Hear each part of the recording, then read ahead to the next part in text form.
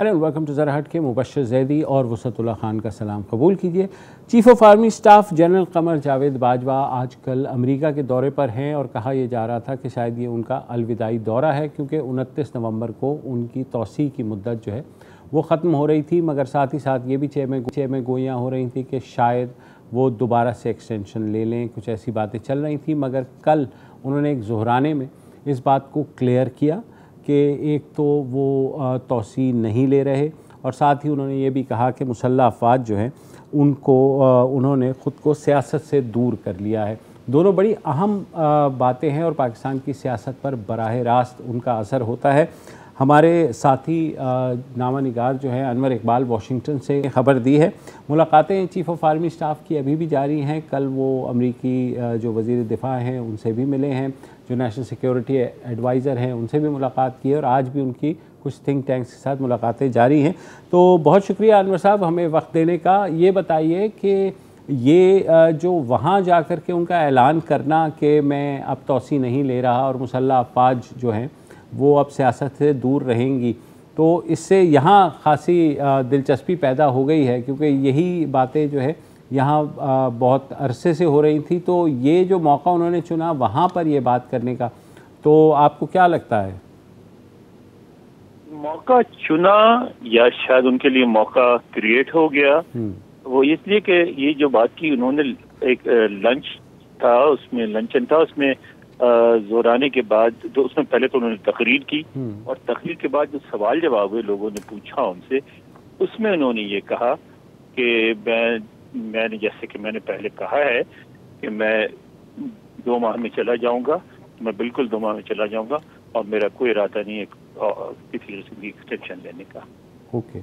और साथ ही साथ जब ये कि मुसल्लह अफ़वाज ने ख़ुद को सियासत से दूर कर लिया है और हम यहाँ पे न्यूट्रल की बाज़गश्त तो काफ़ी माह से सुन रहे हैं, तो ये भी पाकिस्तान के कॉन्टेक्स्ट में इसलिए बहुत ज़रूरी है कि माजी में भी लोग ये बातें करते रहे हैं कि मुसल्लह अफ़वाज जो हैं सियासत में हिस्सा नहीं लेंगी, मगर दोबारा से कुछ ना कुछ हो जाता है कि मुसल्लह अफ़वाज सियासत में हिस्सा नहीं लेंगी। ये ISPR ज़ाहिर है इससे पहले भी 200 बार कह चुका है मुख्तलिफ मौक़ों पे। जहाँ तक बाजवा साहब के रिटायरमेंट की बात है, तो मुझे याद पड़ता है कि अप्रैल में वाज़े तौर पे ISPR की तरफ से कहा गया था कि वो उनका मज़ीद एक्सटेंशन लेने का कोई इरादा नहीं है। मैं सर आपसे ये जानना चाह रहा हूँ कि जब एक बात मुसल्लह अफ़वाज का जो कम्युनिकेशन फ़ोरम है उससे वाज़े तौर पे क्लियर कर दी गई, तो उसके बाद ज़ाहिर पाकिस्तान में तो बहस होती ही है, हम लोगों को आदत है। वाशिंगटन जाके एक बार फिर इस बात को दोहराना वाशिंगटन में, उसका कोई मानी है या मैं कोई मानी पहनाने की नाकाम कोशिश कर रहा हूँ? देखिए, इसका एक पर्सपेक्टिव है, वो ये है कि आपने देखा कि ये दौरा जब से इनका शुरू हुआ है, 5-6 दिन हो गए, 5वां दिन है, जुमे को आए थे, तो उसमें सारा फोकस जो रहा है पाकिस्तान में मीडिया में वो डोमेस्टिक पॉलिटिक्स पर रहा है कि इनके दौरे के नतीजे में हुकूमत रहेगी कि चली जाएगी, इमरान खान आएंगे कि नहीं आएंगे, या खुद रिटायर हो रहे हैं या एक्सटेंशन लेने गए हैं। तो ये सवाल बार बार लोगों के जहन में होते थे। अच्छा, अब जब वो इस महफिल में गए तो वहाँ भी ऐसे लोग मौजूद थे जिनके जहन में सवालात मौजूद थे। अच्छा, एक बात वाज़ेह है कि इसमें मीडिया इन्वाइटेड नहीं थी, तो फिर जो पार्टिसिपेंट्स थे, शुरका जो थे, उन्होंने बाहर आके जो बात की उसकी बुनियाद पर खबर बनी। उसमें मेरी फिर किसी हमारे एम्बेसी में किसी से बात हुई थी, मैंने यही कहा, मैंने कहा कि उसके भी जिम्मेदार आप हैं। अगर आप हमें इस तरह बाहर रखेंगे तो जो भी गुफ्तगू होगी, जिस तरह भी होगी, वो तो फिर होगी ही गुफ्तगू, और लोग ये बातें ज़ाहिर छुपी तो नहीं रहती। लेकिन ये खैर ऐसी बात नहीं थी जिसको उन्होंने डिनाई करने की ज़रूरत महसूस नहीं की, क्योंकि ये बात उन्होंने बड़े वाज़ेह तौर पे की थी। तो उसमें मेरा ख्याल ये है कि उनको इस बात की ज़रूरत महसूस हुई कि ये जो अफवाहें फैल रही हैं कि वो एक्सटेंशन देने आए हैं, उन अफवाहों को ख़त्म किया जाए और ये बात वाज़ेह कर दी जाए कि वो एक्सटेंशन लेना नहीं चाहते। अच्छा, तो एक लिहाज से आपकी बात दुरुस्त है कि उनका एक पर्पस था कहने का यहाँ, और पर्पस ये था कि उन अफवाहों को करेक्ट किया जाए। अच्छा, एक अब आ जाते हैं पाक अमेरिका ताल्लुकात के ऊपर। जब तालिबान की हुकूमत आई तब से लेकर जो तवक्को यही थी कि पाकिस्तान के ताल्लुकात कुछ बेहतर होंगे। हमने पहले भी आपसे बात की कि ऐसा नहीं हुआ, बल्कि मज़ीद सदमहरी आती चली गई। तो अब सैलाब में अमेरिका ने दीगर ममालिक की तरह पाकिस्तान की बहुत मदद भी की है। तो अब जो ये बातें हो रही हैं एक्सटेंसिव, वहाँ पर 5 दिन हो गए हैं, तो आपको लगता है कि ताल्लुकात किसी बेहतर नहज की तरफ जा रहे हैं? पिघल रही है? बिल्कुल, आपने इसमें एक चीज है, अफसोस के साथ कहना पड़ता है कि हमारा जो मीडिया है उसका सारा का सारा फोकस भारत की वजह से डोमेस्टिक पॉलिटिक्स पे। वरना आप देखें कि कल जो मुलाकात हुई उसके बाद अमेरिकियों ने बहुत छोटा सा बयान जारी किया और उसमें उन्होंने कहा कि हम जो हमारी डिफेंस पार्टनरशिप है उसको हम बहाल करना चाहते हैं और हम म्यूचुअल इंटरेस्ट हैं हमारे जिन पे ये पार्टनरशिप बन सकती है।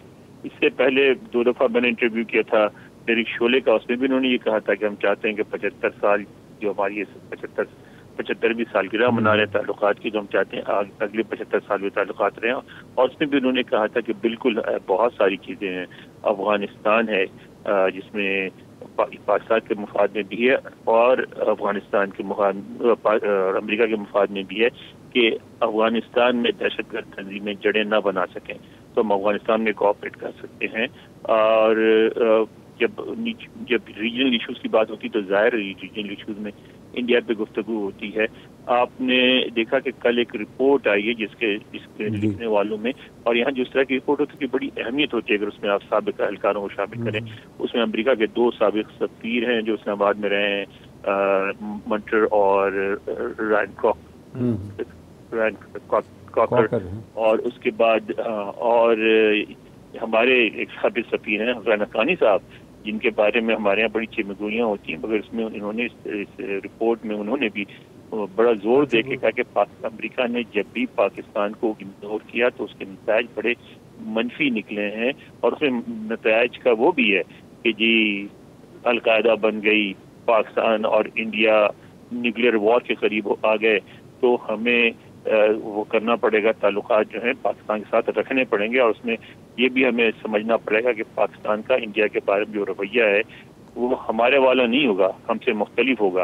पाकिस्तान के जो चीन के बारे में रवैया वो हमसे मुख्तलिफ होगा। अफगानिस्तान में भी उसके कुछ इंटरेस्ट हैं, तो हमें पाकिस्तान के इंटरेस्ट को मद्देनजर रखते हुए एक रिलेशनशिप बनानी पड़ेगी जो पहले की तरह एक ब्लैंकेट रिलेशनशिप नहीं होगी। मुख्तलिफ इशूज पे मुख्तलिफ ताल्लुकात होंगे, लेकिन ताल्लुकात रखने पड़ेंगे। अनवर साहब, एक और भी ये आपने डिफेंस ताल्लुकात का जिक्र किया, तो गुज़िश्ता माह ही अमेरिका की तरफ से पाकिस्तान को जो F-16 तैयारों के कुछ पार्ट्स और वो भी फराहम किए गए, तो एक सिलसिला दोबारा से जुड़ने जा रहा है। अच्छा, एक सिलसिला ये अनवर इकबाल साहब, और दूसरी एक डेवलपमेंट ये हुई है कि पाकिस्तान में जो अभी अमरीकी सफ़ीर आए हैं उन्होंने मुजफ्फराबाद का दौरा किया और वहाँ उन्होंने कहा आज़ाद कश्मीर, आज़ाद जम्मू कश्मीर। हालांकि उससे पहले तक जाहिर है कि उनकी ब्रीफिंग में ये बताया गया होगा कि ये जो है पाकिस्तान के ज़ेर इंतज़ाम कश्मीर या भारत के ज़ेर इंतज़ाम कश्मीर की अमरीकी सफारतकार जो है इस्तिलाह इस्तेमाल करते हैं, लेकिन उन्होंने 2 बार आज़ाद कश्मीर का लफ्ज़ इस्तेमाल किया। तो ये भी एक होता है सिग्नल फेंकना कि भाई साहब ऐसा भी नहीं है कि हम इतने बुरे हैं, हम इतने बुरे नहीं हैं। दौरा खुद बहुत अहम है। आप ये देखें कि पहले दौरे पे जाते थे और इस तरह की बातें करते थे, उसके बाद काफ़ी अरसे से वहाँ नहीं जा रहे थे और कश्मीर का जिक्र नहीं, आज़ाद कश्मीर का कम से कम जिक्र नहीं करते थे। और सिर्फ एक चीज़ पर उन्होंने अपने आप को महदूद रखा था कि महफूजा कश्मीर में जो ह्यूमन राइट की खिलाफ वर्जी होती है उस पर बोलते थे, मगर उससे आगे बढ़ के बोलना ये भी एक इंडिकेशन है। तो वाशिंगटन में एक चीज़ साफ नज़र आती है कि ताल्लुकात में बेहतरी चाहते हैं और पाकिस्तान की अहमियत को भी समझते हैं।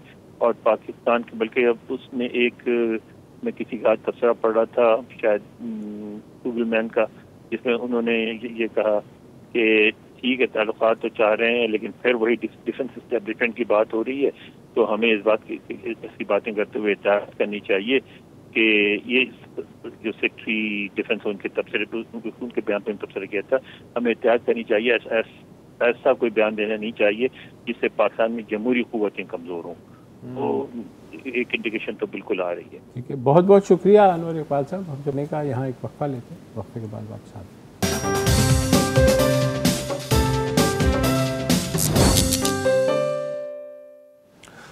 Welcome back. रावलपिंडी में डॉन के बहुत ही सीनियर कॉरेस्पॉन्डेंट हैं मोहम्मद असगर साहब। उन लोगों की एक रिपोर्ट आज अखबार में छपी है अटक डिस्ट्रिक्ट जेल के बारे में। वो अजीब व गरीब रिपोर्ट है, मैं तो चकरा गया वो सुन के। वो रिपोर्ट जो है किसी सहाफ़ी ने नहीं बनाई, बल्कि हुकूमत पंजाब का जो सूबाई इंटेलिजेंस सेंटर है PIC उसने मुरतब की। और इस रिपोर्ट के मुताबिक डिस्ट्रिक्ट जेल अटक के बाज़ जो अहलकार हैं वो कैदियों से मुलाकात के लिए आने वाली ख़वातीन को जिनसी तौर पे हरासा करने और मुमकिन तौर पे रेप की भी चंद वारदातों में मुलव्वस पाए गए हैं। ये रिपोर्ट 30 सितंबर को IG पंजाब को पेश की गई और इसमें सिफारिश की गई कि मामूल की कार्रवाई करने की बजाय मामले की तह तक पहुँचने के लिए कम से कम एडिशनल सेक्रेटरी के लेवल पे एक तहकीकाती कमेटी बनाई जाए आला सतही किस्म की, जो दूध का दूध कर सके। इस रिपोर्ट के मुताबिक जेल का अमला टॉर्चर, खुर्द बुर्द, भत्ताखोरी और जिनसी हरासगी समेत जेल मैनुअल की शदीद खिलाफ वर्जियों में मुलव्वस पाया गया है। रिपोर्ट के मुताबिक ख़वातीन मुलाकातियों के तहफ़्फ़ुज़ की ज़िम्मेदारी ख़वातीन स्टाफ के सुपुर्द होनी चाहिए। यानी अदम तहफ़्फ़ुज़ का ये आलम है जेल के अंदर के। रिपोर्ट में कहा गया है कि सिर्फ ख़वातीन स्टाफ जो हैं वो अगर रहें मुलाकातियों के साथ तो ज़्यादा बेहतर है। इसके अलावा तमाम कैदियों को भी जिनसी ज़्यादतियों और हरासानी से तहफ़्फ़ुज़ फराहम किया जाए। ये इससे भी ज़्यादा संगीन बात है कि पूरे कैदियों जो हैं इस ख़तरे से दो चार हैं। जो वहाँ पहले से कैदी मौजूद हैं उनकी तरफ से भी और जेल के अमले की तरफ से भी। फिर रिपोर्ट में कहा गया है कि मनशियात की तरसील बहुत ही आम है जेल की चारदीवारी में। मिसाल ये दी गई कि बाहर अगर चरस का एक पैकेट 500 रुपये में दस्तयाब है तो वो जेल की चारदीवारी में 3000 से 3500 रुपये में दस्तयाब है। ड्रग माफिया को जेल इंतज़ामिया की मुकम्मल पुष्ट पनाही हासिल है। मुनाफा आधा आधा, शराकतदारी का गोया कारोबार आप समझ लीजिए। अच्छा, जो लोग मनशियात की फ़रोख्त कर रहे हैं उनमें से कई खुद मनशियात की फ़रोख्त के इल्ज़ाम में जेल में क़ैद काट रहे हैं और उन्होंने अपनी एक एम्पायर बना रखी है। कैदियों के लिए बाहर से जो खाना आता है वो भी रिश्वत दिए बगैर नहीं आ सकता। बाअसर और मुतमव्विल कैदी ख़ुद को जेल से बाहर सरकारी अस्पतालों में दाखिल करवाने में अक्सर कामयाब हो जाते हैं। एक मुलाकाती को पुलिस जेल एहलकारों को 500 रुपये से लेके 2000 रुपये तक का नजराना देना पड़ता है। इत्तफाक की बात है कि पंजाब के जो मौजूदा IG जेल खाना जात हैं वो 20 अक्टूबर को यानी 15 दिन के अंदर रिटायर होने वाले हैं। असगर साहब ने उनसे राब्ते की कोशिश की लेकिन कामयाबी नहीं हो सकी। मोहम्मद असगर साहब खुद हमारे साथ इस पर लाइन पे मौजूद। ये तो आपने सरकारी रिपोर्ट बता दी अटक जेल के बारे में, तो क्या ये सिर्फ अटक जेल की ही कहानी है या हर जेल की कहानी है?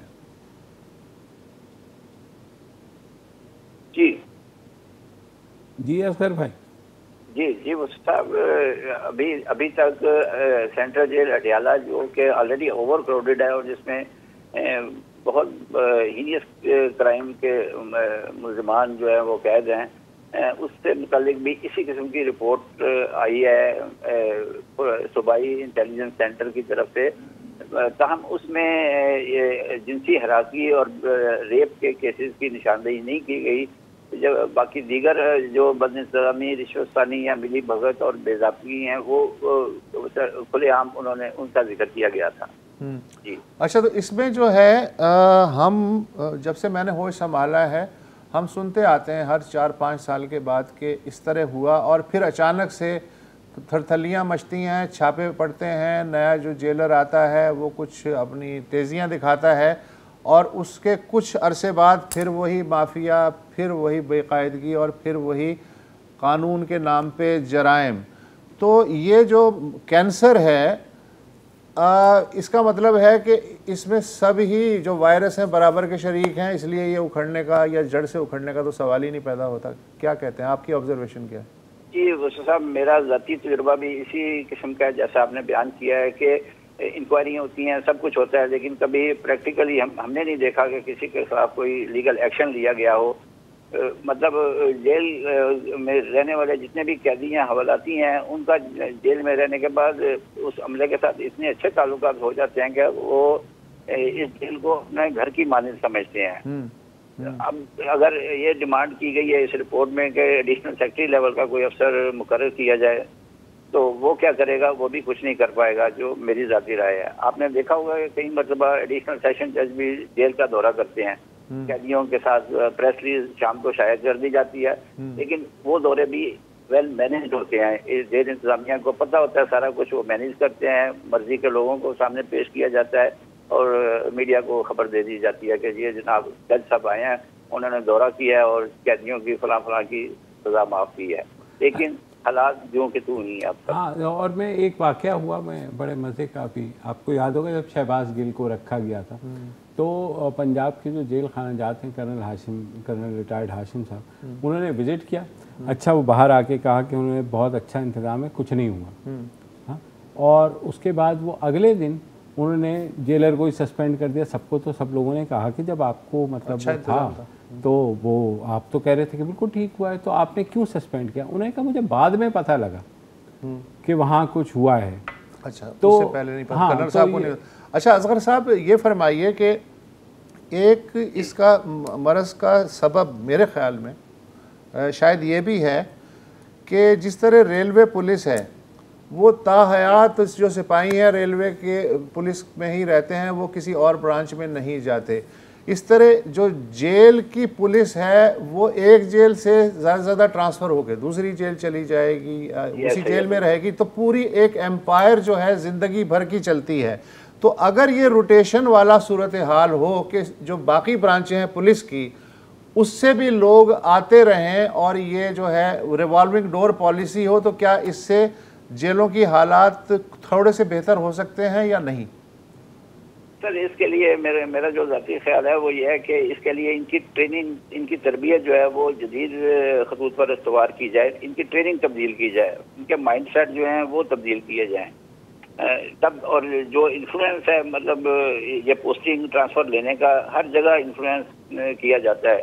एक अच्छी पोस्टिंग लेने के लिए या अच्छी जेल में जाने के लिए ये चीजें खत्म हो, तब आप कह सकते हैं। नहीं, माइंड सेट तो तब तब्दील किया जाएगा ना कि जो जेलर है वो एक्स जेल से वाई जेल में जाने की बजाय वहाँ से कभी CIA में चला जाए, कभी प्रोटोकॉल की ड्यूटी पे चला जाए, कभी ऐसे वो स्पेशल जो ग्रुप है उसमें चला जाए, तभी जाके माइंड सेट तब्दील होगा ना। मियाँ वाली जेल से बकर जेल में ट्रांसफ़र से तो नहीं होगा ना। जी आप बिल्कुल बजा कह रहे हैं। इसके साथ इनकी ट्रेनिंग होनी चाहिए नए जदीद खतूत पर, ताकि ये पुरानी ट्रेडिशनल जो अंग्रेज़ों का दिया हुआ जेल का सिस्टम है, इसमें ये देखें कि जो तरक्की याफ्ता ममालिक में कैसे ट्रेनिंग उनको दी जाती है वो यहाँ पे आके इम्प्लीमेंट करें। ये दौरे तो करते हैं बाहर के ममालिक के, सब कुछ करते हैं, लेकिन अमल कुछ भी नहीं करते वापस आके अपने मुल्क। हाँ, अच्छा, और जो भी नया वज़ीर जेल खानाजात आता है वो कहता है असगर साहब कि मैं रिफॉर्म करूँगा, और पहला दौरा ही वो जो है जेल का करता है, खुद उसके पहले दौरे के साथ ही खुद वजीर की रिफॉर्म इस्लाह हो जाती है, वो हो जाती है। तो ये इतनी बार बार रिफॉर्म्स की बातें होती हैं, इम्प्लीमेंटेशन होती है या वो बस एक दौरे की हद तक ही होता है?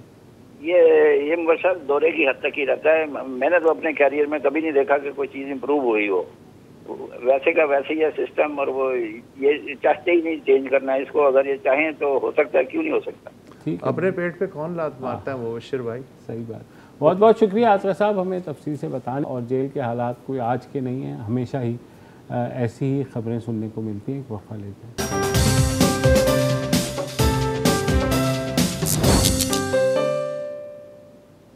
Welcome back. गिलगित में आज से जो ख़वातीन के एक 6 रोज़ा स्पोर्ट्स गाला का इफ्तिताह हुआ और 1000 से ज़ायद जो बच्चियां हैं एथलीट्स मुख्तलिफ़ कॉलेजेस की गिलगित बल्तिस्तान की, वो इसमें हिस्सा ले रही हैं। ये पहले से ऐलान शुदा था और बहुत दिलचस्पी इसमें दिखाई जा रही थी, मगर उससे कोई 3 रोज़ कबल गिलगित में मुजाहरे शुरू हो गए इस स्पोर्ट्स गाला के अगेंस्ट, और तमाम जो मजहबी तंजीमें हैं, ख़ुसूसन चाहे वो शिया हों चाहे वो सियासी तंजीमें, उन्होंने इसके ऊपर जो एहतजाज शुरू कर दिया और उन्होंने कहा कि ये तो शरीयत के ख़िलाफ़ है, और हुकूमती वज़रा भी उसमें शामिल थे, और एक प्रेशर क्रिएट हो गया, जिसके बाद कल रात को यानी इफ्तिताह से जो आज खेल हुए हैं उससे 1 रोज़ पहले, हालांकि ये इसके पहले ऐलान हुआ था कि शहीद लालक जान स्टेडियम में ये होगा, वहाँ मर्दों को इजाज़त नहीं होगी और तमाम जो है रिवायात की पासदारी की जाएगी। उसके बावजूद जो है मजहबी तंजीमों का कहना था कि नहीं, ये नहीं हो सकता और ये जो है शरीयत के ख़िलाफ़ है। बहरहाल कल फिर रात को मुज़ाकरात हुए और हुकूमत बहरहाल थोड़ा पीछे हटी और उसने कहा ये स्पोर्ट्स गाला को नहीं चले, हम इससे मीना बाज़ार का नाम दे देते हैं, हाँ। और इसको महदूद कर देते हैं। शहर रोज़ा फेस्टिवल है, मगर आज जो है ये फेस्टिवल का आगाज़ हुआ और गेम्स जो हैं, अच्छी बात यह है कि गेम्स जिस तरह शेड्यूल थी उस तरह हुई, बच्चियों ने तमाम जो स्पोर्ट्स है उसमें हिस्सा लिया, जबकि जो आउटडोर थे क्रिकेट या हॉकी उसके बारे में अभी पता नहीं है कि वो हो रहे हैं या नहीं हो रहे हैं, मालूम कर। हमारे साथ हमारे नुमाइंदे गिलगित से मौजूद हैं जमील नगरी, और सोशल मीडिया पे बड़ी एक्टिव रिपोर्टिंग कर रहे थे। इस हवाले से बहुत शुक्रिया जमील साहब हमें ज्वाइन करने का। ये जो तनाज़ा था इस सारे उसका कुछ समझ नहीं आ रही कि क्या हुआ और क्यों हुआ। अरे देखिए, वो चूँकि आज फर्स्ट डे था और बहुत ही अच्छे तरीके से, और जो प्लान्ड जो शेड्यूल जो प्रोग्राम थे जी। और आउटडोर इंडोर एक्टिविटीज थे वो बिल्कुल बड़े पीसफुली वहाँ पर हो गए। और पहली बात तो ये है कि इस पे रिलीजियस पार्टीज ने इस पे प्रोटेस्ट किया था, और वो प्रोटेस्ट जो है जिसपे लोगों ने खास दिलचस्पी ज़्यादा सपोर्ट नहीं मिला, उसके बावजूद भी वहाँ पे एहतजाज हुआ, और उस एहतजाज के नतीजे में कल रात को मुज़ाकरात हुए, और मुज़ाकरात में एक तो इनका डिमांड था कि इसको कैंसिल करे, इसको ख़त्म करे, लेकिन उसके बावजूद ये ख़त्म नहीं हुआ, ख़त्म नहीं किया, और सिर्फ इसका नाम चेंज किया, और बाकी जो इवेंट्स थे वो एज शेड्यूल्ड रहे, एज प्लान्ड रहे। और हालांकि इतने बड़े कंट्रोवर्सी के बावजूद भी गिलगित बल्तिस्तान के तमाम अजला के जो ख़वातीन हैं, लड़कियां हैं, उन्होंने बड़े जोश व खरोश से उसमें शिरकत की, और आज का जो फर्स्ट डे था बहुत ही सक्सेसफुल रहा। अच्छा जमील, मुझे ये बताइए कि जो ओरिजिनल गाला था, स्पोर्ट्स गाला, उसमें जो खेलों की लिस्ट हमारे सामने आई है उसमें cricket, basketball, tennis, table tennis, squash, ये सारे मुकाबले जो हैं शामिल थे। तो क्या ये आज भी इनमें से कुछ मुकाबले हुए और अगले 3 दिन में भी हो रहे हैं, या मीना बाज़ार के जो एडिशनल चीज़ें हैं, सिलाई कढ़ाई के स्टॉल वगैरह और ख़वातीन का बिज़नेस वगैरह उन तक महदूद है? नहीं सर, ये बिल्कुल इन तक महदूद नहीं है। ये जो दूसरे जो आइटम्स थे उसके अंदर बहुत सारे स्टॉल्स भी लगाए थे, अवेयरनेस सेशन भी थे, वो प्लान का हिस्सा थे और आज भी रहे। लेकिन स्पोर्ट के जितने भी जो इवेंट्स थे वो भी आज मुकम्मल हुए। क्रिकेट, फुटबॉल, बैडमिंटन, टेनिस के मुकाबले हुए, और अगले 2 रोज में मजीद जो है इवेंट्स होंगे। और आज बहुत ही शानदार तरीके से मुख्तलिफ जो टीमों के माबेन मुकाबले हुए, और कुछ टीमें पहुंच नहीं सके थे, जैसे बल्तिस्तान डिवीज़न के जितने भी अजला की टीमें थी वो जुगलोट, गिलगित जुगलोट से कर्दो रोड के ब्लॉकेज की वजह से वो नहीं पहुंच सके थे वो, लेकिन वो देवसाई के रास्ते अभी हमें इतला है कि वो गिलगित पहुंच चुके हैं, कल पार्टिसिपेट करेंगे। और अच्छा ये बताइए कि जो ऑब्वियसली जो जिस तरह की कशीदगी हुई, फिर बातचीत हुई, तो 100% सिर्फ जो तमाशाई हैं वो ख़वातीन ही होंगी, लड़कियां ही होंगी, मर्द तो जाहिर है उनसे दूर दूर रखे गए होंगे इवेंट से। This is understandable. बिल्कुल, चूंकि सिर्फ वहाँ पर जाने वाले जितने भी खिलाड़ी है या शायकीन है या देखने वाले हैं वो सारे खवातीन ही है, और इवन वहाँ के मैनेजमेंट भी खवातीन ने बिल्कुल, संभाली है, और वहाँ के सिक्योरिटी भी सिक्योरिटी भी। खवातीन पुलिस सर अंजाम दे रही है। अच्छा जमील, एक और बात ये बताइए कि जो चीफ गेस्ट रही, मुझे सबसे अच्छी जो बात लगी, ये कंदील नामी बच्ची जो है उसको चीफ गेस्ट बनाया गया। उसके जो 6 फैमिली मेम्बर्स हैं वो फ्लडिंग में जाँ बहक हुए, और उसकी अपनी जो चलने की सलाहियत है वो मुतासर हुई थी, तो उसको लाया गया बहैसियत चीफ गेस्ट के, और उसने इंस्पायर भी किया बहुत सारी बच्चियों को। तो ये कंदील बच्ची के बारे में बताएं जो चीफ गेस्ट थी। जी सर, इस इवेंट का खास खूबियत जो ये थी कि उसमें सिर्फ वो जो बच्ची ही नहीं थी, वो चीफ गेस्ट के तौर पे आई थी, और उसके अलावा जो वुमेन पार्लियामेंटेरियन थे, जिसमें सुरेश जमान, फरमान कुलसूम फरमान और दिलशाद बानो, वो भी वहां पर आए हुए थे। और ये जो 16 ईयर एज की जो माजूर लड़की थी, जो हालिया दिनों बुबुर नाले में आने वाले सैलाब के नतीजे में उसके 6 फैमिली मेंबर्स जो है चले गए हैं, इस दुनिया में नहीं है, लेकिन वो उस हादसे में बच गई थी, और खुद माजूर भी है, स्कूल 9 क्लास की स्टूडेंट भी है, और बहुत ही डिटर्मिन उसकी करेज है, बहुत ही। हम कई दफा उससे मिले भी थे, और चूंकि उसके पूरे फैमिली जो है मेंबर्स तकरीबन इस दुनिया में नहीं रहे, लेकिन वो फिर भी बड़े हौसले रखती है, उसको वहां पे लाया था, और उसने अपनी स्टोरी के जरिए और अपनी जो है डिटर्मिनेशन के जरिए, और भी वहाँ आए हुए खवातीन हैं, अच्छा जमील, मैं लड़कियां हैं, एक चीज़ सबको ज़रूर इंस्पायर। जानना चाहता हूँ, गिलगित बल्तिस्तान में जो लिटरेसी रेट है वो ख़ासा ज़्यादा है निस्बतन पाकिस्तान के दीगर सूबों की निस्बत और इलाकों की खवातीन में निस्बत। क्या है? ख़वातीन में जो है वो भी है, तो उस बारे में उसके बावजूद इस तरह की अपोजिशन जो है वो कैसे हुई? सर देखिए, इसमें बात है कि गिलगित बल्तिस्तान में डाइवर्सिटी भी है। ऐसे अजला भी है जिसमें फीमेल लिटरेसी रेट हाईएस्ट है, लेकिन ऐसे अजला भी है जैसे दियामर है, बहुत ही लोवेस्ट लेवल पे है। अब जो गिलगित सिटी की बात आती है, तो वहां पर चूंकि तमाम इलाकों के रहने वाले हर सेक्ट के, हर जो जिले के लोग वहां पे है, तो वहां पे चूंकि एक सेक्टेरियन एक सेंसिटिव इलाका रहा है शुरू से, वहां पर क्लर्जी जो रिलीजियस जो लीडर्स की वो उनकी डोमिनेंसी वहां पे ज्यादा रहा। तो इस वजह से वहाँ जो है जो रिलीजियस लीडर्स की तरफ से जब तक चीजें नहीं होती है, तो वो बड़ा चैलेंजेबल चीज समझा जाता है। अच्छा, एक मिनट यहाँ आप थोड़ा सा हम वक्फा ले रहे हैं, हम रखेंगे वक्फे के बाद।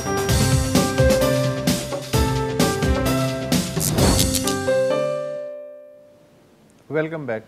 अच्छा, ये जो गिलगित बल्तिस्तान की तारीख़ में ख़वातीन का पहला स्पोर्ट्स गाला उर्फ मीना बाज़ार जो आज से शुरू है और 3 दिन तक जारी रहेगा, इसका जो सेहरा है या मरकज़ी किरदार जिसे आप कह सकते हैं, वो हैं गिलगित बल्तिस्तान के चीफ़ सेक्रेटरी मुहीउद्दीन अहमद वानी, जो इस वक्त हमारे साथ मौजूद हैं। वानी साहब, मैं आपसे ये जानना चाहता हूँ कि मज़हबी तंजीमों को तो छोड़ें कि उनका तो एक आइडियोलॉजिकल मौक़िफ़ रहा है, ख़ुद जो हुकूमत के अंदर है काबीना, उसके बेशतर अरकान जो है वो कह रहे थे, हमारी जो इत्तलात हैं कि नहीं ऐसा कैसे हो सकता है। और इसमें जो वज़ीर ख़ुराक थे गिलगित बल्तिस्तान के शम्स लोन साहब, वो बड़े पेश थे कि ये तो है ही गैर इस्लामी और मैं इसे रुकवाने की हर मुमकिन कोशिश करूँगा। फिर जो अपोजिशन लीडर हैं अमजद हुसैन, और फिर साबिक़ वज़ीर आला जिनका ताल्लुक़ मुस्लिम लीग नवाज से है, हफीज़ुर रहमान साहब, उन्होंने भी फिर ये कहा कि जी ख़वातीन की सरगर्मियाँ जो हैं हमें उन पर उसूली तौर पे कोई एतराज़ नहीं है, मगर मकामी तहज़ीबी अक़दार और पर्देदारी का ख्याल रखना चाहिए। ज़ाहिर है कि इन चीज़ों से कौन इनकार करेगा जो वहाँ रहता है या जो भी इंतज़ामिया का हिस्सा है। तो ये जो मौक़िफ़ था कल तक ऐसा नज़र आ रहा था कि ये लोग शायद नहीं होने देंगे, लेकिन फिर एक लचकदार रवैया उनकी तरफ से भी सामने आया। तो ये बताइए आपको कितना पसीना बहाना पड़ा इस मंजिल तक पहुंचने के लिए? Sir thank you very much sir, काफ़ी बहाना पड़ा, लेकिन सर इसमें मैं क्रेडिट दूंगा सर चीफ मिनिस्टर साहब का, he was fully standing behind us. और जो अपोजिशन लीडर्स भी हैं उन्होंने बात को जैसे भी फ्रेज किया है प्रैक्टिकली उन्होंने सपोर्ट किया है जो अपोजिशन ग्रुप्स हैं। और जो सबसे इस पे इम्पोर्टेंट फैक्टर है जो लोग महसूस नहीं कर रहे, इसमें गिलगित की बच्चियों का अपनी रेजिलियंस और उनका अपना टफ मौकिफ है। उनके जो लेवल ऑफ एक्साइटमेंट था उसको अब रेजिस्ट करना मुश्किल है। अगर ये खुदा ना खास्ता अगर मैं कैंसिल भी कर देता, ये बच्चियों ने नहीं मानना था। तो ये वो जो उन बच्चियों का सोशल कैपिटल है। और इसके पीछे सर एक कॉन्टेक्स्ट है। मैं पिछले 4-5 महीने से जब से यहाँ पोस्ट हुआ हूँ, मैंने एजुकेशन पे बड़ा काम किया है और मैं यहाँ टेक्नोलॉजी पे, एजुकेशन पे, रिफॉर्म्स पे लगा हूँ। तो उसमें एक कंपोनेंट ये था कि मैंने स्पोर्ट्स इक्विपमेंट भी पिछले 1 महीने में तमाम स्कूलों तक पहुंचाया और उस स्पोर्ट्स इक्विपमेंट्स की सबसे ज्यादा डिमांड बच्चियों के स्कूलों से आई। और जब बच्चियों के स्कूलों को हमने कहा कि आपको नेटबॉल और वॉलीबॉल देते हैं, उन्होंने कहा नहीं जी हमें क्रिकेट चाहिए, हमें हॉकी चाहिए। तो जो पैरिटी वहां आप देख रहे हैं, जो एक्साइटमेंट वहां देख रहे हैं, वो इट्स इररेजिस्टिबल। दूसरी बात है कि इस दफा जो हमने इसको थोड़ा सा प्रोटेक्टेड एनवायरनमेंट में किया है सर, इस सोसाइटी की बात नहीं है सर, हम चाहते हैं ये चेंज इंक्रीमेंटल हो। एटलीस्ट सर ये मिथ तो खत्म हो गया कि ये नहीं हो सकता। तो इंशाल्लाह नेक्स्ट ईयर ये और भी इसको हम करेंगे। और ये खाली स्पोर्ट्स नहीं था सर, सच्ची बात है, इसको मीना बाजार के नाम तक तो शायद एक ऐड किया गया, लेकिन ये प्रैक्टिकली इसमें सर आगा खान ने हॉस्पिटल नेटवर्क ने 10-12 अवेयरनेस के mental health, physical health, breast cancer awareness के स्टॉल लगाए थे, IUCN ने स्टॉल लगाए थे, टेक्नोलॉजी कंपनीज ने स्टॉल लगाए थे। जो बच्चियां उनका उधर भी एंगेजमेंट के लेवल बहुत था, दे वर एक्साइटेड। अच्छा, और एक इंपॉर्टेंट बात है जो बहुत कम लोगों ने इसमें नोट की है, वो ये है कि सर गिलगित की बच्ची, हुंजा की बच्ची, नगर की बच्ची, द्यामिर की बच्चियों की आपस में मुलाकातें ही कोई नहीं होती। यहाँ बड़े रिस्ट्रिक्टेड मूवमेंट है। तो पहली दफा अगर आप जाके देखें, हमने पूरा एक ऑफिसर्स मेस खाली करा दिया बच्चियों के लिए जी। अच्छा, मैं वानी साहब ये बताइए, मिल रही है आपस में, उनका कल्चरल एक्सचेंज बहुत अच्छा हो रहा है, they are excited to meet each other. Wani साहब, एक तो मैं ये जानना चाहूंगा कि जो लिटरेसी रेट है वो कितना है इन बच्चियों में? जो आप बता रहे हैं उससे तो लगता है कि खासी अवेयरनेस है और उन्हें एहसास है कि उनकी ताकत क्या है। दूसरे ये है कि बड़ा अनइवन खित्ता है ये, तकरीबन जो 10 डिस्ट्रिक्ट हैं उनमें से कुछ तो बहुत ही पसमानदा हैं, कुछ जो हैं वो लिटरेसी में और मैशत के लिहाज से आपकी बात बहुत स्ट्रॉन्ग है। तो आप एक प्लेटफॉर्म पे जो पसमानदा जो अजला थे वहाँ भी जाहिर है गए होंगे, उन्हें कैसे आमादा किया कि आप अपनी बच्चियां यहाँ भेजें? सर उसमें चूंकि ये नंबर लिमिटेड था ना कि 15-20 बच्चियों पार्टिसिपेट कर रही थी पर डिस्ट्रिक्ट, लेकिन जो पार्टिसिपेशन है एज एन ऑडियंस वो सैकड़ों और हजारों में पहुंच गई। और आपको अंदाजा करें, पिछले 1 हफ्ते से बच्चियां पूरे गिलगित से, दूसरे शहरों से आके प्रैक्टिस कर रही थी, हॉकी ग्राउंड में, फुटबॉल ग्राउंड में, स्क्वाश कोर्ट में। और उधर उससे उनका, आपकी बात ठीक है, द्यामिर डिवीजन में ये है मसला, बच्चियों में एक्साइटमेंट है। वो चूंकि ओवरऑल इलाके में कंजर्वेटिव लोग बहुत हैं तो वो प्रॉब्लम क्रिएट करते हैं। लेकिन Bharat sir with the passage of time और लेवल ऑफ एजुकेशन में सर मैंने द्यामिर पे बड़ा फोकस किया हुआ है sir, we are on the right track. May be a year 2 years. अच्छा, द्यामिर से कोई नुमाइंदगी बच्चियों की है इस पूरे खेल? द्यामिर की कुछ बच्चियां जो यहाँ गिलगित में बेस्ड थी उन्होंने पार्टिसिपेट किया, क्योंकि सर यहाँ ओवरनाइट स्टे करना पड़ रहा था। तो उस मामले में सर बाकी तो डिस्ट्रिक्ट से कोई मसला नहीं था, द्यामिर से पेरेंट्स की ये कंसर्न थी कि हम ओवरनाइट स्टे पे अगर हम खुद साथ होंगे तो होंगे। वो अच्छा। सर वो उसका लॉजिस्टिक प्रॉब्लम था। वानी साहब, आपने गुज़िश्ता चंद महीने से, ज़ाहिर है हमारा राब्ता तो है, तो आपने वहाँ पे करियर काउंसलिंग के हवाले से भी काम किया है, पिंक बसेस चलाई हैं जो कि बच्चियों के लिए, ख़वातीन के लिए। तो जो माहौल वहाँ बन रहा है तो ज़ाहिर है आप फैसिलिटेट तो कर रहे हैं, तो ये जो आ रही हैं रुकावटें, ये आहिस्ता आहिस्ता आपके ख्याल में दूर हो जाएंगी? मैं इसको मतलब आपको छोटी सी एग्जांपल देता हूं sir. As a chief secretary, as a civil servant, आपको सिर्फ पोस्ट होते हैं तो आपको लोग सिफारिशें करते हैं, एक्सीएंस की, एसडीओज की, तहसीलदार की, एसएचओज की। इस 5 महीने के बाद अब मुझे एक ही सिफारिश आती है कि हमारे स्कूल को बेहतर इक्विप कर दें, हमारे स्कूल में लैब्स बनवा दें, हमारे स्कूल में टीचर लगवा दें। अब लोग प्रेशराइज कर रहे हैं पॉलिटिकल रिप्रेजेंटेटिव्स को कि हमें इस एजुकेशन में इन्वेस्टमेंट चाहिए। मुझे कोई सिफारिश नहीं आती है एक्सीएन की, एसडीओ की, मुझे सिर्फ ये कि अच्छा टीचर हमारी जगह लगाएं, अच्छे कंप्यूटर हमारी जगह लगाएं, हमारे स्कूल को सोलराइज कर दें, हमारे स्कूल में कंप्यूटर टीचर लगा दें। मतलब और ये बच्चों का प्रेशर है सर। यहाँ डिजिटल मीडिया, सोशल मीडिया बहुत, डिस्पाइट कनेक्टिविटी इश्यूज, बहुत प्रेशर बिल्ड कर रहे हैं। और एजुकेशन में sir I am getting very good feedback and lot of support. अब पार्लियामेंटेरियंस मेरे पास आते ही सिर्फ एजुकेशन के काम के लिए। तो वानी साहब, एक और भी आपने प्रोजेक्ट शुरू किया कि बच्चों के स्कूल में खाने का, और वो जी सर मैं बता दूं जी। तो उसका बड़ा प्रॉब्लम ये है कि सर जब मैं स्कूलों में शुरू में गया तो जब मैं बच्चों को देखता था प्राइमरी और गवर्नमेंट के प्राइमरी स्कूलों में, तो सर वो नकाहत का शिकार, पिलाहट का शिकार, अंडरवेट लगे। तो फिर मैंने जब डॉक्टर्स को भेजा तो पता चला इनमें से 25% से ज्यादा बच्चे रेड अलर्ट मैलन्यूट्रिशन का शिकार है। कईयों की आई साइट वीक थी, कई एनीमिक थे।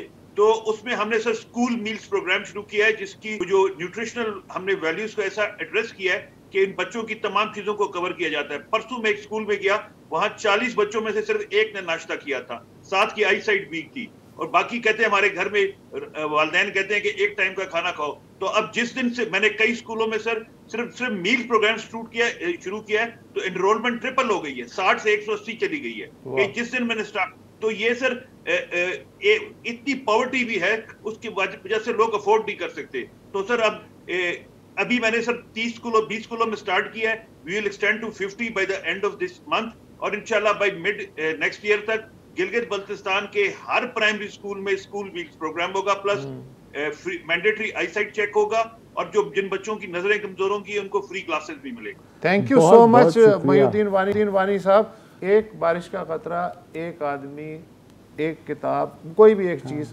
वहाँ से तब्दीली शुरू हो सकती है अगर वो मौजूद हो। और जिस तरह से काम कर रहे हैं तो आई थिंक नहीं अच्छा अल्लाह है, करेगा, अच्छा है। अल्लाह इनको और हिम्मत दे, और इनके बाद आने वाले भी आइडियाज़ लाएं, और फिर वहाँ के जो लोकल लोग हैं वो ज़ाहिर है उनकी ट्रांसफॉर्मेशन होगी, पॉलिटिशियन की ट्रांसफॉर्मेशन होगी, और एक जो वोट बैंक की डिमांड भी वो इग्नोर नहीं कर पाएंगे। मतलब दरवाज़ा खुलने वाली बात है, मुझे लगता है खुल गया है। आज के लिए इतना ही। खुदा हाफिज़।